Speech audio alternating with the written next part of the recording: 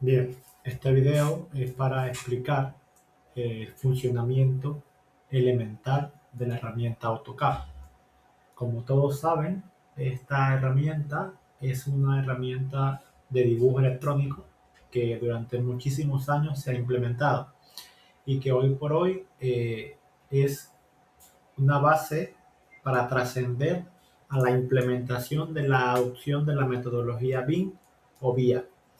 Entonces, es importante o relevante que siempre trabajemos con herramientas implementadas o del lenguaje inglés, ¿sí? Y que esta base nos ayudará mucho para adaptarnos a la implementación de la metodología BIM o VIA desde la herramienta REP.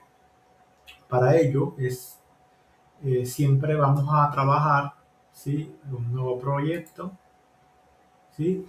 Y esta user interface, siempre antes de cualquier cosa que vayamos a trabajar, debemos chequear las unidades con el comando UN.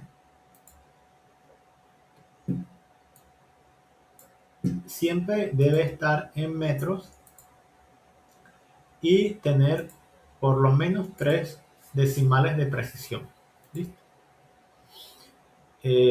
Y recomiendo que siempre con el comando C Enter 0,0 Enter 0.5 Enter vamos a hacer un círculo dentro del punto de origen. ¿Sí ven?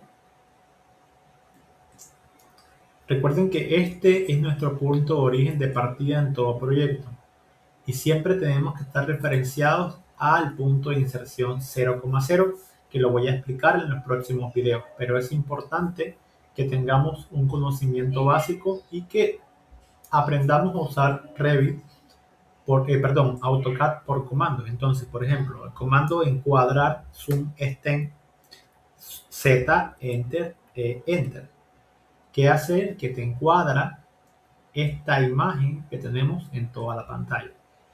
Entonces, es relevante o básico trabajar las herramientas de AutoCAD de dibujo electrónico, y que para ello vamos a tener mucha información que vamos a trabajar desde CAD para llevarlo a Revit.